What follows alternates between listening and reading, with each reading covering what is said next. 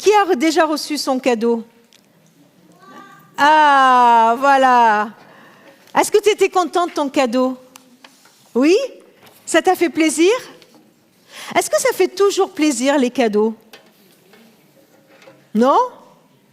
Allez, avouons-le. Franchement, des fois, on est déçus. Non? Il y en a qui ont déjà été déçus par un cadeau, pas cette fois-ci, hein, mais dans votre vie. Hein? Hugo, tu as déjà été déçu un peu? Non? Ah, il y a un petit doigt qui se lève. Oui, des fois, on est très content parce que ça tombe à pic, et puis d'autres fois, on est déçu. Nos réactions face aux cadeaux sont très diverses. On arrive même à faire une bonne figure pour ne pas vexer la personne qui nous l'offre. Et vous savez, avec cette fameuse phrase, ce qui compte, c'est l'intention. Déjà, quand on dit ça, c'est que le cadeau, il n'est pas bien passé, non? Quand on arrive à se dire cette phrase-là, c'est que ce n'était pas bien ça. Et puis, les cadeaux sont très variables. Il y a des cadeaux utiles, des cadeaux plaisir, et d'autres, on ne sait pas trop quoi en faire et qui vont finir par encombrer nos placards. Vous savez pourquoi on fait des cadeaux? On fait des cadeaux parce que Dieu nous a fait un cadeau à Noël, et ce cadeau, c'est Jésus. Voilà, dit comme ça fait un peu bizarre. Voilà, Dieu nous a fait un cadeau à Noël, ce cadeau, c'est Jésus, et depuis, on se fait des cadeaux entre nous. Jésus comme cadeau. Vous qualifierez ce cadeau de comment? Franchement, vous le qualifierez de comment? Est-ce que c'est un cadeau utile? Est-ce que c'est un cadeau plaisir ou un cadeau qui nous encombre? On parle souvent de cadeaux à Noël et de comment on accueille les différents cadeaux et comment on accueille Jésus. Jésus, le cadeau qui nous est fait par Dieu. Et je vous avoue que cette année, c'est une question qui m'a beaucoup travaillé, et puis voilà, je la partage tout simplement avec vous. Qu'est-ce que ça veut dire concrètement accueillir Jésus, accueillir le cadeau que Dieu nous fait, accueillir le Christ dans notre vie? Bien sûr, chacun a entendu plein de prédications là-dessus, a beaucoup d'idées là-dessus, mais je me suis dit, mais concrètement, pour moi, aujourd'hui, concrètement, pour toi aujourd'hui, 25 décembre 2021, aujourd'hui, là où tu te trouves, que tu sois dans cette salle, que tu sois derrière un écran, qu'est-ce que ça veut dire concrètement? Quel est le pas que j'ai à faire concrètement pour accueillir Jésus dans ma vie? Alors, pour nous aider à trouver une réponse, pour nous aider à aller un peu plus loin dans la réflexion, je vous propose un petit jeu. On va jouer à Qui a dit? D'accord? Allez, on va essayer de voir comment Jésus a été accueilli. Et qui a dit quand Jésus allait venir au monde, qui a dit « Je n'ai pas de place » ? Qui c'est qui a dit ça? L'aubergiste. Est-ce que c'était une parole vraie ou fausse? C'était vrai. Il n'a pas menti. Voilà qu'à l'auberge, il n'y avait plus de place pour Jésus. Quelqu'un a dit « Je n'ai plus de place ». Mais c'était vrai, on ne peut pas lui en vouloir. On ne peut pas lui en vouloir d'avoir dit ça. C'était tellement vrai. Les chambres étaient pleines, vraiment pleines. Il y avait le recensement, beaucoup de personnes se déplaçaient. Il n'y avait pas que Marie et Joseph. Il n'y avait pas de place. Les chambres étaient pleines. Les chambres étaient pleines. Il avait fait son chiffre d'affaires. Cet aubergiste, in fine, n'avait pas vraiment besoin de Jésus. Jésus n'allait pas lui apporter quelque chose de supplémentaire. Il n'allait pas lui apporter un loyer supplémentaire, une réservation supplémentaire pour lui donner un lit. Il n'avait pas de place et il n'avait pas besoin de Jésus. Alors, vraiment, cette semaine, je me suis posée et je me suis posée à moi-même juste une petite question. Est-ce que franchement, aujourd'hui, toujours ce 25 décembre, est-ce que j'ai vraiment besoin de Jésus aujourd'hui? Est-ce que ma vie n'est pas aussi pleine de travail, pleine d'amis, pleine de nourriture, pleine de projets, pleine d'idées, pleine d'ambitions. Attention, ces choses ne sont pas mauvaises. Heureusement qu'on a beaucoup de choses et on ne peut pas nous en vouloir d'avoir une vie bien remplie. On ne peut en vouloir ou incriminer personne parce que cette personne elle a une vie remplie de projets, d'idées, d'amis, de choses à faire, n'est-ce pas? Comme l'aubergiste, on ne pouvait pas lui reprocher de ne pas avoir de la place. C'était la vérité. Ma vie, mon agenda sont bien remplis de tas de choses que je peux tellement souvent, moi aussi, être devant ce constat de ne pas avoir de place. Je n'ai pas de place. Je ne sais pas si vous avez écouté les méditations quotidiennes de cette semaine. Jérémie, il y a quelques jours, en prenant cette phrase de l'aubergiste, il a juste mentionné « Ah, si l'aubergiste savait !» Ah, si l'aubergiste savait à qui il a dit « Je n'ai plus de place !» Peut-être qu'il lui en aurait fait une. Et peut-être que moi aussi, je devrais me poser la question, ah, si je savais vraiment quel est ce cadeau qui m'est fait. Peut-être que moi aussi, je trouverais dans ma journée de la place pour lui parler. Je trouverais du temps pour l'écouter. Je trouverais le moyen de tenir compte de sa présence ici et maintenant. Alors, je ne sais pas ce qui encombre votre vie à vous, ici et maintenant. Est-ce qu'il y a quelque chose qui encombre tellement votre quotidien que je n'ai plus de place pour l'écouter? Je n'ai plus de place, juste, vous savez, 5 minutes pour m'asseoir et écouter la voix de Dieu. Quelques minutes pour m'asseoir et dire, Seigneur, qu'est-ce que tu as à me dire? Juste quelques minutes avant de prendre une décision, de dire, Seigneur, où je dois aller, comment je dois faire. Alors, qu'est-ce qui encombre mon quotidien que je dois laisser peut-être de côté pour lui faire vraiment de la place et pour l'accueillir? Allez, une autre devinette. Qui a dit « Je suis la servante du Seigneur, que tout se passe comme tu l'as dit » Oui, c'est Marie qui l'a dit. Marie l'a dit. Mais en voilà une phrase qu'elle vient de dire, mais on le sait très bien, hein, une jeune fille qui dit cette phrase alors qu'elle apprend qu'elle va être enceinte et tout, en n'étant toujours pas mariée, on se dit, mais elle ne se rend pas compte de ce qu'elle dit. Mais sa vie va être complètement bousculée. Sa vie va être complètement changée. Elle prend des risques et elle n'arrive même pas à calculer tous ces risques qu'elle prend. Ce n'est vraiment pas raisonnable pour elle d'accueillir Jésus. La raison voudrait qu'elle dise non. La raison voudrait qu'elle dise mais non, c'est pas possible. Ma vie va être beaucoup trop chamboulée. Ma vie va être beaucoup trop sans dessus-dessous. Je vais être bousculée. Pourquoi elle dit cela? Elle dit cela parce qu'elle décide d'accueillir ce cadeau qui lui est fait avec confiance. Elle était en train de dire je ne maîtrise pas tout, je ne comprends pas tout, ni ce que vraiment veut dire peut-être pour elle accueillir Jésus, mais elle fait confiance. Elle fait confiance.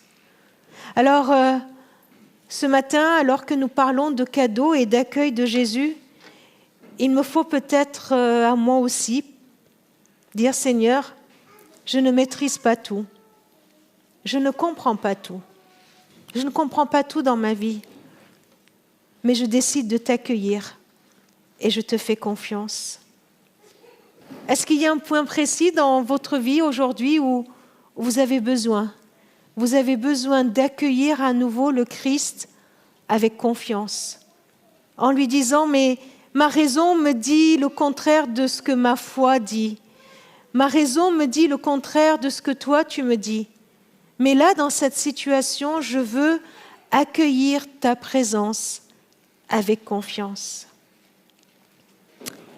Alors, de qui parle ce texte quand ils disent, ils ont chanté la gloire de Dieu et le loué pour tout ce qu'ils ont entendu et vu. C'était les bergers. Et voilà nos bergers qui étaient tout heureux, qui étaient tout émerveillés, tout excités. Ils savaient que quelque chose se passait. Ils avaient conscience qu'ils étaient en train de vivre un moment important. Ils ont entendu, ils ont vu. Et il y a 2 jours, à l'équipe technique, je leur ai dit, vous voyez, ça c'était le premier culte audiovisuel. C'est vrai, hein? C'est le premier culte où il y avait du son et il y avait aussi de l'image qui se rassemblait dans le ciel. Ils ont entendu, ils ont vu. N'ayez pas peur, je vous annonce une bonne nouvelle qui réjouira beaucoup tout le peuple. Cette nuit, dans la ville de David, est né quoi? Est né pour vous un sauveur. C'est le Christ, le Seigneur. Et voilà que les anges disent à ces bergers que le cadeau qu'il leur est offert est un sauveur. Et le sauveur. Ils en avaient besoin. Ils en avaient besoin, eux, ces bergers qui vivaient dans les contrées de Bethléem. Un sauveur. C'est un sauveur qui est là. Vous savez, souvent, en tout cas moi, quand je prends ce texte d'un sauveur, j'ai tout de suite le réflexe d'y réfléchir d'un point de vue théologique, hein, le sauveur du monde, et comment du point de vue théologique, Jésus est venu nous sauver de notre péché, il est venu nous sauver de notre état pour faire de nous les enfants de Dieu. Oui, bien sûr, mais aujourd'hui, rappelons-nous que Jésus est un sauveur, celui qui va nous sauver du désespoir, celui qui va nous sauver de la solitude, celui qui va nous sauver de ce fameux « débrouille-toi tout seul », celui qui va nous sauver du mal qui nous environne et qui nous domine, celui qui va nous sauver peut-être de la colère et de la haine qui peut y avoir dans mon cœur. C'est un sauveur. Il est venu comme un sauveur. Il est venu nous annoncer qu'il est un sauveur. Alors, est-ce qu'aujourd'hui, j'ai besoin d'un sauveur? Est-ce que j'ai besoin de quelqu'un pour me sauver de ce qui me domine, de ce qui est plus fort que moi? Est-ce que j'ai besoin qu'il me sauve d'une situation bien particulière? Alors, je peux joindre ma voix à celle des anges et avec les anges dire « Oui, gloire à Dieu ». Gloire à Dieu parce que tu as manifesté qu'il est le Tout-Puissant, parce qu'il a manifesté qu'il est le bienveillant. Alors je peux recevoir ce cadeau qui m'est offert, un sauveur, un sauveur. Gloire à Dieu dans les lieux très hauts, paix sur la terre, paix sur la terre. Quel cadeau pour moi, quel cadeau extraordinaire, un sauveur. Tu as peut-être besoin d'accueillir ce cadeau de sauveur, un sauveur pour te tirer d'affaire. Un sauveur qui va venir dans notre quotidien pour nous tirer d'affaire. Alors, allez, une autre citation. Quand il apprit cette nouvelle, il fut troublé, et toute la ville de Jérusalem avec lui. Qui a été troublé devant ce cadeau? Le roi Hérode, hein? Le roi Hérode, il est troublé. Voilà un autre qui, devant ce cadeau, il n'est absolument pas content comme les bergers, ni reconnaissant et encore moins plein de confiance. Il avait, lui, largement de la place pour l'accueillir. Il y avait certainement une pièce vide dans son palais, mais il était troublé. Il était troublé. Pourquoi? Pourquoi il était troublé? Pourquoi moi, je pourrais être troublé devant ce cadeau? Il était troublé parce qu'il y avait un problème de pouvoir. Il était troublé parce qu'il se demandait si ce cadeau n'allait pas le déranger. Et parfois, ce cadeau, Jésus peut venir nous déranger. Il était troublé parce qu'il y avait une concurrence. Il allait devoir partager son autorité, partager ses prérogatives avec Jésus. Ou pire, peut-être que ce Jésus allait carrément le détrôner. Mais Hérode, il avait raison d'être troublé, vous savez. Elle avait raison parce qu'en effet, Jésus allait le détrôner. En effet, ce bébé qui vient de naître est le roi des rois. En effet, pour l'accueillir, il lui fallait se soumettre à lui. Il lui fallait se mettre à genoux devant ce bébé, devant ce roi. En fait, Hérode, il avait tout compris. Il avait compris qu'il allait être détrôné, mais il ne le voulait pas. Alors Hérode, on passe très vite dessus, parce que c'est le méchant dans l'histoire. On n'a pas trop envie de s'identifier à lui, mais Hérode, on le met de côté. Nous, on est comme les bergers, on veut le louer, on va adorer le Seigneur. Mais finalement, est-ce que ça ne me trouble pas aussi des fois quand j'ai conscience que accueillir Jésus dans ma vie signifie lui donner tout pouvoir? Qui dirige vraiment ma vie? Moi ou lui? Qui a vraiment le pouvoir sur moi? Est-ce que je ne devrais pas aussi aujourd'hui le laisser me détrôner? En effet, Hérode avait compris que ce bébé, ce cadeau, n'est pas uniquement un sauveur qui vient répondre à nos besoins, mais il est aussi un roi qui veut diriger nos vies. Alors il est troublé. L'accueillir, c'est lui laisser le pouvoir sur ma vie. C'est accepter que moi je sois détrôné. Et enfin, il y en a d'autres qui tombèrent à genoux pour se prosterner devant l'enfant et lui ouvrir leur trésor, lui offrir des cadeaux, de l'or, de l'encens et de la myrrhe. Qui? Les rois mages. Mais tiens, eux aussi sont des rois mages. Eux aussi, ils ont un certain pouvoir. Mais voilà que d'autres rois que Hérode, bien que rois, ils ont reconnu le pouvoir de ces bébés.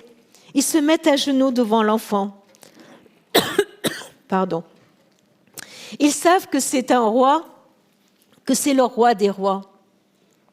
Alors ils viennent, ils se prosternent, ils s'humilient, ils reconnaissent que même s'ils sont grands, même s'ils sont renommés, savants, riches, ils ont reconnu qui est ce cadeau, ils ont reconnu qui est ce bébé. Alors ils se prosternent, ils s'humilient. Ils reconnaissent que même s'ils sont grands, même s'ils sont renommés, même s'ils sont savants, même s'ils sont riches, il y en a un qui est supérieur à eux. Alors c'est pour ça qu'ils s'humilient devant Jésus, parce qu'il est bien difficile de l'accueillir autrement. Alors il nous faut nous aussi lui offrir nos vies, non pas en le prenant de haut, tiens, je veux bien te donner ma vie, tiens, je veux bien te donner de l'or, de l'encens, de la myrrhe, je veux bien te donner ce que j'ai, tu devrais en être content, mais lui offrir nos vies dans l'humilité, parce qu'il est vraiment le roi, le Seigneur.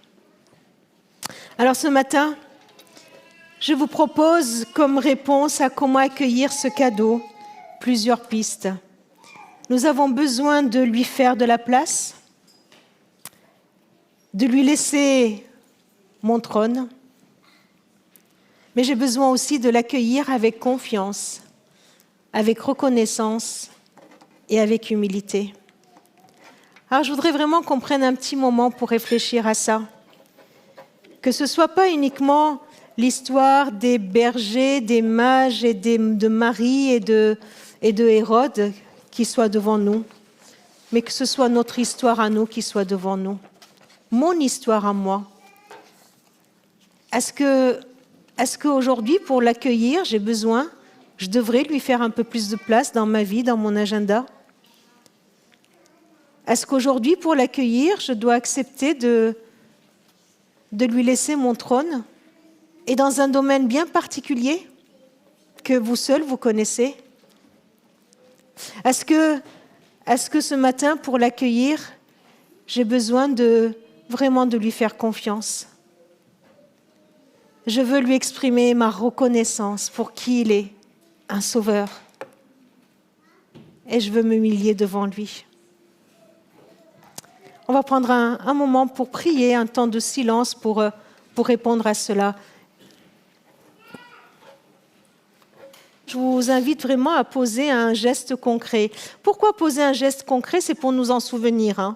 Parce que vous savez, quand le Seigneur nous interpelle et qu'on est assis à notre place, et puis il y a une petite voix qui nous dit, tu sais, tu devrais laisser plus de place dans ton agenda. Alors je le dis à haute voix parce que comme ça m'oblige même à aller plus loin. Vous voyez, je pose mon geste.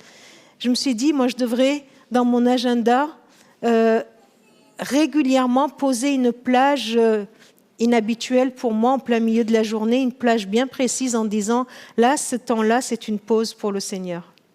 Voyez, pas que le matin au réveil, avant de courir, ou le soir au coucher, mais je me suis dit, il faut que je pose des rendez-vous, comme j'ai des rendez-vous d'entretien avec les uns et les autres, il faut que je pose un rendez-vous bien précis dans mon agenda. Ça, on n'y touche pas. Et si quelqu'un me dit, est-ce que tu es libre à telle heure, je dirais, ah non, désolé, j'ai déjà un rendez-vous. Vous voyez, ça va me coûter. Hein. Voilà le pas que je veux poser. Alors, quand on est assis dans notre place, il y a peut-être une petite voix comme celle que j'ai entendue qui vient nous dire, tu sais, tu devrais laisser plus de place. Tu sais, dans tel domaine, tu es encore sur ton trône. Hein. Tu devrais accepter que ce soit Christ qui soit le roi. Seigneur, merci pour ta parole qui parle. Ta parole, elle n'est pas muette, mais ta parole, elle agit et elle parle. Seigneur, nous voulons vraiment laisser ton esprit venir nous interpeller. Seigneur, nous voulons t'accueillir, mais on n'y arrive pas toujours. Nous voulons bien t'accueillir, mais on ne sait pas toujours ce qui nous empêche de le faire. Alors je te prie, Seigneur, toi qui es la lumière du monde, de venir nous éclairer pour que notre louange envers toi soit parfaite, pour que nos cœurs, Seigneur, soient complètement comblés de ce magnifique cadeau que tu nous fais. Amen.